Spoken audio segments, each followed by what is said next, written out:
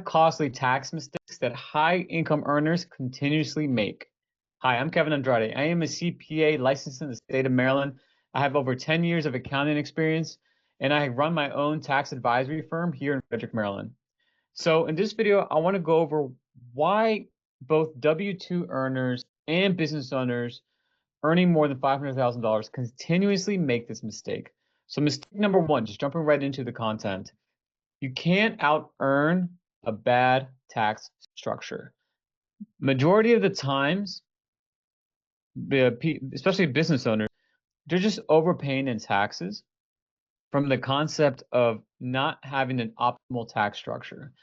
I see this a lot with partnerships. I see this a lot with sole proprietorships. I see this with just S corps that have other activity going around with the S corp, just not optimal. This one client I remember, he had multiple S corps that just seemed so unnecessary, and so having the right entity structure in place could potentially save you thousands of dollars in taxes. Okay. Um, so that's number one. Number two, or I should say, staying on this topic, mistake number one, just having a bad entity structure in place, especially if you're a sole proprietorship, profiting more than 100,000, 200, even over $300,000 a year. And I say this because I was having a conversation the other day where another CPA found out that, just talking to this prospect, they have a profit of over $500,000 within their business. And they were still a sole proprietorship, regular Schedule C, not even a S corp or C corp. Either one of them would have saved them a boatload of taxes for the most part, right? So an S corp is fantastic when you have owners draw or shareholder distributions. You're taking money out of the business to ideally run your life, right? Which is very common for business owners. Um, and it saves you a ton in self-employment tax. Okay, self-employment tax is made up of the employee and employer portion, totaling 15.3%. So you're saving on the owner's draw side for an S corp, and then for a C corporation, it may make sense for you depending on what your tax bracket is and how much money you're taking out of the business, right? And then what are your future goals and aspirations with that business? Is it to eventually sell it one day? Are you trying to develop some sort of software company or some sort of structure within your business to sell one day? Now, I'll say this, I'll preface with every business owner I speak to wants to sell it one day, right? They want to sell their business, make millions of dollars from their sale, and just move on to the next project. The reality is that only 7% of business owners will really go above $1 million in revenue. And that's really where the multiple comes in. Why? Because if you can reach $1 million in revenue, that means you have an optimal structure in business that consistently can generate income, and you likely have a team already in place that operates your business. And so to reach that seven-figure mark, to get that really multiple that you're looking for, you really need to have an optimal not only business plan but entity structure in place, right? And so I say that because a lot of people just start C corps from the get-go, thinking that they're going to sell their company for millions of dollars. They heard on the TikTok to be a C corp because it saves them a lot of taxes when they sell, which is Section 1202 of the tax code, which is a great tax code specifically to reduce capital gains tax, but it's not for everyone. It just isn't. And so that's really having the right optimal entity structure in place. Also, you could be missing out on other types of tax strategies, deductions, and credits. By being, for example, an S corp or a C corp, there has a lot of benefits when it comes to deductions, but everything has a time and place. And not having these proactive conversations and detailed conversations with your tax professional is really hindering those that are making, high amounts of profit income. Let's see what else I have here. So mistake number one, LLC setups that are DIY. I see this a lot with partnerships, specifically just staying on the same topic of bad entity structure. So in the perfect world, with the kumbaya sense of partnerships, you guys share equal 50-50, right? 50-50 of profits, 50-50 of the losses, okay? Well, what happens is when you're a partnership, you're unable to take a W-2 for yourself. And even becoming an someone asked me the question like, what if my partnership becomes an S corp? The problem with that is that I mean, yeah, you'll be saving some in self-employment tax if you're withdrawing money from the partnership, but it's not optimal. And why do I say that? Whether you just remain an LLC partnership, multi-member LLC, or if you're an S corp in a multi-partnership, is because you need to have. There's like every individual has their own respective tax situation. No two tax returns are the same, I always say.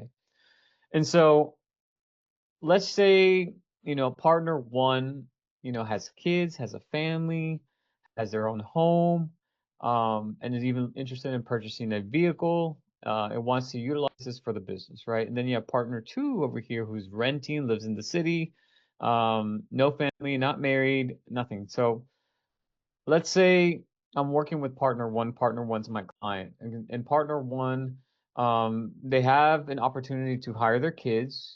That's a whole nother separate discussion, which I can jump into. Drop it in the comments if you want to hear more about that. So let's say they have the opportunity to hire their kids. They want to purchase a business vehicle to use for the business, et cetera, et cetera. But partner two doesn't have kids, and partner two doesn't have a business vehicle, has no aspiration to have a business vehicle. They just work from their apartment. And so when you're in an extra in a structure where there's a partnership, both partners have to agree. And in terms of the deduction, it needs to be for both, And this is where a lot of complications come into play with partnerships and not having, because yeah, not being able to really take advantage of the tax code in full, like hiring your kids, business vehicle, home office, stuff like that. When it comes to partnerships, like you just have those handcuffs, those golden handcuffs when you're coming with partnerships. So that's mistake number one. Mistake number two that I see that high income earners consistently make is thinking that your CPA is also a tax strategist. I'm a CPA myself. I've met several CPAs in my career. I will continue to meet them, so on and so forth. And a lot of the times when I talk to prospects or I'm just networking and I come across this business owner or I come across this medical professional, this lawyer, this software engineer, they're W-2 earners, and they're just making a crap ton of money. I'm talking 700, 800, over $1 million in W-2 income. And so the first thing I say when like, hey, what's your name? What you do? My name's Kevin. I'm a CPA. They stop me right there. They don't even want to hear the rest. Like, oh, I already have a CPA. And then my follow up to that as well is, are you paying taxes? And they're like, yeah, I make my quarterlies every year, paying about, $300,000, $700,000 in taxes every year. And, my spider senses tingle, my hair sticks up my arm, and I'm like, you see, a good, solid tax professional, I won't even say CPAs as a professional, I'm just saying a tax professional will look out for the best interest and proactively look out for your best interest to minimize your tax bill. That can come from a combination of things, right? That can come from a combination of just having the most optimal structure for you as a single member S corp. Just, if you're profiting $200,000, $300,000, how can you minimize the tax bill? And if you have more capital, more opportunities to grow and invest, just more avenues open up with those windows to implement tax strategies, right? And so meeting these folks that say, hey, I already have a CPA, they're already reactive mode, like, oh, I'm good. Like my follow-up is always, are you paying your own taxes? Even specifically, how much are you paying? 150, 300, $400,000 a year? Then you don't really have a tax strategist. You just have a regular CPA, and most CPAs are in reactive mode, and they're just trying to get tax returns out the door. Most CPAs are just, strategically, not even strategically, they just focus on year-end filing because they have so much volume that's built up within their practice. And versus like a tax strategist or tax advisor, right? From such as myself, we are strategic in ongoing planning, right? We are proactively reaching out to our clients, proactively having meetings at least quarterly basis or 4 times a year, discussing strategies, discussing opportunities to save money, and not just save money, but also I want to know what your goals and aspirations are. Is one day you want to own a real estate property to pass on to your heirs, and that seems very, very important to you. Well, if that's the case, then let's optimize the tax plan, to accomplish that goal, right? How can you accomplish that goal at the same time save in taxes, right? So those are all the things that a strategic tax advisor, strategic thinker, a proactive thinker, a tax advisor, true tax advisor, in my opinion, is going to do for their clients. Again, love my CPAs, and I feel bad for them, right? Because they want to do what I do. I know that for a fact. They want to be a strategist. They want to be a planner. They want to be an advisor. They are just freaking up to the ceiling in paperwork, bookkeeping, this, that, throwing out fires. They just don't have the time. Where we do is we're very selective on who we take on as new clients. We don't take on 100 new clients every single day in tax season. We don't. Our prices, listen, we are not cheap. We are not the cheapest on the block by a long shot. We have a premium product, we sell a premium service, and we provide premium value. That's what I consistently say because it's true. And I don't even want you to take my word for granted. Just talk to our clients, look at our reviews. We have testimonials. You know, we absolutely are differentiating ourselves from your regular, your grandfather's accountant, right? That's another phrase that's being thrown out there. And so it's really advisory over compliance, right? People are not looking for just a paper filer to file their tax returns. Here's a bill. Here's the check, the stub that you can attach to your check. Send it to Uncle Sam. You know, it's really separating those roles of advisor and compliance. Now we do filing your tax returns, we do bookkeeping and all that good stuff, but only for our advisory clients. Like my role is to think strategically for you. And then we have a team, we have a bookkeeping department, we have a tax prep department who focuses on the compliance piece and make sure, you're good to go from the IRS compliance perspective. But for me, it's more like proactively, what are we going to do? What am I going to recommend this quarter to proactively save your taxes? Mistake number 3 is not realizing that bookkeeping is a tax strategy. See, a lot of people, or I wouldn't say a lot of people, I get a couple calls a month, and someone who's very ambitious, they're either a W-2, it's mainly my business owners. So I'll speak to my business owner for a second. Business owners come in, they're just pumped up with energy. They came back from a conference, they saw a video, whatever the case may be. They want tax strategies. Like, I want to save money, I'm paying too much, I want more tax strategies. And we have some key criteria before we can take you on as a client, right? As a tax planning client, we're very strict. Again, this is why we're able to do what we do and provide that premium service, because we don't just take anyone, and nor do I recommend anyone for our tax planning and advisory service.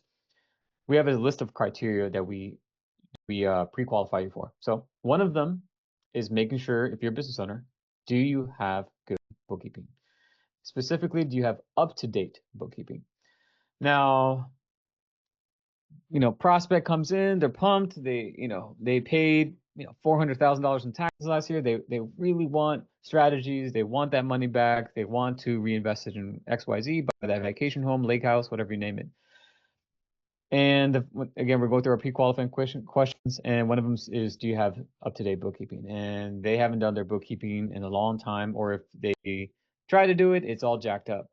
And they're not working with a bookkeeper, they try to do it themselves. Some people do it paper and pen. They don't even have QuickBooks or anything like that. So that's where you got to start, because garbage in, garbage out. Just like the self-prepare tax preparation software, right? Self-prepared tax preparation software, TurboTax. TurboTax is great. if you know what you're putting into the software, right? If you're putting in absolute garbage into the software, you're going to get garbage results, IRS notices, penalties, interest, you name it, right? And so bookkeeping is one of those things where it needs to be up to date, it needs to be good, it needs to have quality books, because if I don't know where you've been, don't know where you currently are, how am I supposed to determine where you need to go? How am I supposed to project your IRS tax liability when you don't even know how much profits you made this month? How much profits you made for the quarter? How much the profits you made year to date? I cannot help you. I cannot. I have no idea. If you don't know your numbers, I don't know your numbers. Can we help you? Of course. We can get you organized, but just to get off the foot, like off the ground running from tax planning perspective, you need good bookkeeping. And that's a tax strategy within itself. Good books means that you're not missing deductions. Okay, means we can optimally project your IRS tax liability, and then we can work from that perspective to lower your tax liability, right? Another reason why good bookkeeping is good is just miscoding expenses is common, especially if it's a tax strategy perspective. For example, the Augusta rule, like you have to record the rent expense on the P&L, or if you have an accountable plan, you're recording reimbursement expenses. If you're an S corp, are you tracking your officer's compensation? Do you have shareholder distribution you're tracking in your equity account? All those little minutia things, like it adds up. It adds up significantly. And not having good books, again, it could be missed opportunities to save money. Depreciation is a big one that I see that's consistently missed every single tax season. When we onboard new clients, that their bookkeeper just didn't book a depreciation, or even worse, they didn't even book the fixed assets, not even on the books. I don't even want to go down that rabbit hole. So make sure that all of that is optimal from your and then your bookkeeping. And then the last quick tip, not even tax related, is your profit and loss really should be the driving factor of where your business is and where you need to go, just from a business perspective. Like if you don't know you made profits or losses last month, how can you possibly know whether what you're doing is actually working? Okay, incredibly important. And I'm gonna pause for a moment before I reveal these last two mistakes. If you like this content, you enjoy this content, you want more, or you're having like a tax question that you're thinking about, or how does this work, leave it in the comments below, and my team and I will review and we'll go over those topics for future videos. Thank you. Mistake number 4, waiting until tax season to think about taxes. Ooh. Waiting until tax season to think about taxes. So many times people come March or April to their tax professional, a new tax professional, and say, hey, save me money for last year, right? Well, what happens is after December 31st, 2020, December 31st, even during the year, like, let me give you an example. At our firm, we have currently on June 2nd, 2025, we have 65 tax strategies, and we're vetting strategies every month to add to our library. We have 65 strategies in our Spark firm library. And depending on whether you're a business owner, a W-2, or both, right? Not everything will apply to you. Every strategy is very uniquely applied to a client. But let's just say we have 65 to work with, right? And as time goes on, January, March, April, May, those 65 can actually possibly shrink to 60. Time can go on further. Now we're in July, August, Q3, September. Those 60 strategies now could go down to like 30. And then as we get closer to December 31st, we're 30 to 20, 20 to 15. And then when we're past December 31st, they go down to like 2. Okay. I should say like 5. But they're not heavy hitters. They're not move the needle strategies, is what I like to call it. For example, let's say you owe $10,000. Just an example. Let's say 100,000. You owe $100,000 in taxes, and I give you a strategy that saves you $1,000. That means you still owe $99,000. Did my finger move? No. But if I can show you a strategy, it can save you $90,000. That's a mover, right? Now you're moving the needle. So those are the strategies I like, the needle movers, right? Those are more advanced tax strategies and tax planning. And no, you will not find these advanced tax strategies on Google. You will not find them on YouTube. You won't find them on Instagram. Um, and your local tax preparer likely does not know about them either. And if they ever even catch whiff of it, their immediate reaction, because they didn't think of it, is scam, fraud, etc. Not true at all. Not true at all. So anyways, going back to waiting until taxing to think about taxes, you can't fix a tax bill by March. It's too late. Most strategic moves happen in Q2, Q3, Q4, right? For our tax planning clients, we're shutting down by November. Like we are done taking new clients because at that point it's just getting people past the deadline and catering to our existing clientele on any strategies that are left to be implemented. Um, April filing is more of a post-mortem. It's not planning. Smart clients work from a rolling 12-month tax calendar. Okay, we have a 12-month tax advisory plan. This is what's going to happen: month 3, month 4, month 10, month 11, month 12. You know, everything's laid out for you. It's like a timeline of what's exactly going to happen. And you don't win with surprise bills. You win with timeline control. Okay. Just like what is it? The TVA and Marvel's Loki season. um, having the time traveler, um, that little device that they have to control time, like that's what tax planning is to me. And lastly, I'm going to round off and close out this video with mistake number 5, right? Relying on outdated strategies that don't scale. Someone said the phrase crusty old white man strategies. That's an exact quote. What they mean is like, what strategies do they know? Oh, I don't know 401k, HSA, maybe a donor advised fund, and that's the extent. Those are not necessarily outdated strategies, but we are calling them foundational strategies, right? We like to lay the foundation strategies there, but those foundational strategies don't scale. Again, those needle mover strategies is what I'm talking about. What saved you $5,000 at $100,000 of income was a big deal when you were making $100,000. But saving $50,000 when you're making $1 million is just different, right? With complexity increases with income. Like your complexity of who you are in your tax situation consistently increases with more income. That's why it's so critical to work with a tax advisor. And if you don't qualify to work with a true tax advisor just yet, at least, have an idea of like just speaking to someone to, okay, this is the income that I need. This is what I need to have in place. This is what all the things I got to get done. I got my tax returns up to date. I got to get my bookkeeping up to date.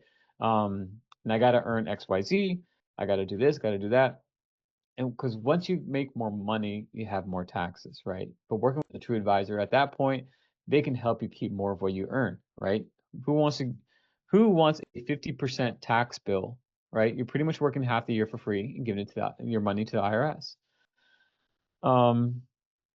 Also, keep doing what worked is a trap once you scale. Keep doing what worked, I should say. Keep doing what worked is a trap into once you scale. Like these foundational strategies are fantastic for those that are earning less than $200,000, $300,000 a year. But once you reach 400, 500, 800,000, a million plus, the strategies that, your 401k, it's not going to cut it to save you significantly in tax. It's just not. So your tax setup needs a version 2.0, just like your business did, just like your career did within your W-2 employer. As you graduate and learn certificates and get doctorates and PhDs and just learn more and get out of residency and learn, keep growing with what you're doing. Your income increases, so does your tax bill and your tax situation. So those are very important keynotes that I want to mention. And that wraps it up. If you enjoyed this content, please give this video a like, subscribe to this channel. And again, if you have any tax questions, strategies, specifics that you want me to go over, or just go ahead and drop it in the comments below. Once this channel reaches 1,000 subscribers, I'm going to start doing these videos live, Q&A YouTube video live. So go ahead and subscribe if you want to be part of that. Happy to answer your questions live on YouTube. To be determined. All right. Thank you so much. Take care.